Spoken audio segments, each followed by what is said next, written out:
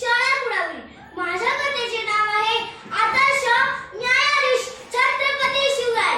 सन 1678 शिवराय दक्षिण दिग्विजय करून परतत होते.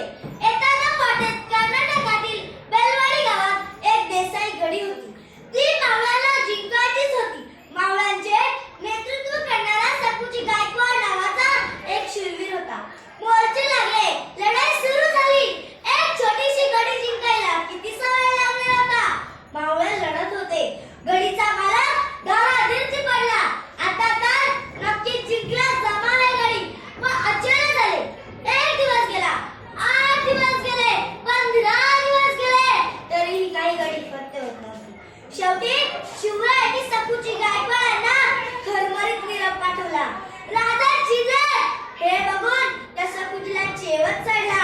मावळ्यांच्या अंगी स्फोट आले. भयंकर रणगंध माजले आणि गडी फत्ते झाली. तब्बल 15 दिवस लागले ही गडी जिंकायला. गडीचा मालक धारातीर्थी पडूनही कोण लढल्याची वाट पाहे. ती लढत होती ती एक स्त्री. सावित्री देसाई हे तिचे नाव. ती त्या धारातीर्थी पडलेल्या गडी मालकाची पत्नी होती. तीच लढवत होती ही गडी. ती केवळ त्याची पत्नीच नव्हती तर एका बाळाची आई सुद्धा होती. शिवरायांना मावळ्यांच्या विजयाची वार्ता समजली. त्यांना कधी एकदा गडीपाशी पोहोचला असे झाले होते. शिवराय गडीपाशी पोहोचले.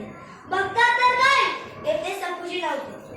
थोड्याच वेळाने सपूजी सावित्रीला काही लपवून हजर झाले. सपूजी इतक्या रागात आणि द्वेषात होता की त्या रागाच्या तिच्या उन्माळाच्या बळात त्याने सावित्रीवर अति प्रसंग आणण्याचा प्रयत्न केला.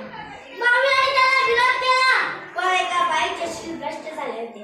शिवरायांना मावळ्यांच्या विजयाची तर वार्ता समजलीच आणि सपूजी गायकवाडांच्या खून करण्याची. सपूजी गायकवाडांनी सावित्रीच्या हातापायात बेड्या टाकून काळकोटीशी टाकली. राजे घरीत पोहोचले. गादीवर स्थानापन्न झाले. त्यांनी सावित्रीला आणण्याची आज्ञा केली. सपूजी गायकवाड त्यांच्या बाजूला छाती पुढे करून उभा होता. सावित्रीला आणले गेले. सावित्री घाबरलेली होती. आता माझा कसा होणार?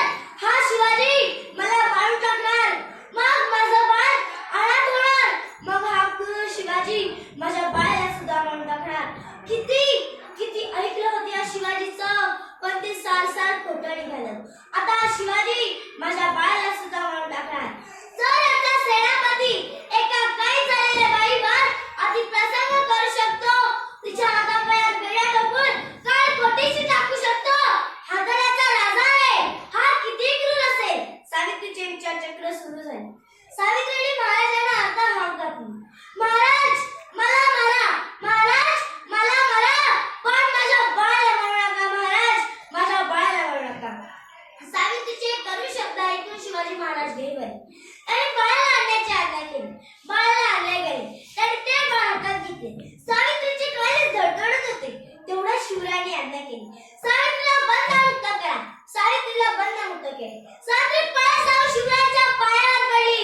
महाराज माझ्या बाळाला मारू नका. महाराज माझ्या बाळाला मारू नका. शेवटी सावित्रीसाठी शिवरायांच्या मुखातून शब्द बाहेर पडले. काय साहेब, कोण म्हणाला मी तुम्हाला मारणार आहे? या बाळाला मारणार आहे? मी तुम्हाला ताई म्हटले आहे. माझ्या बाळ माझा भाचा आहे का?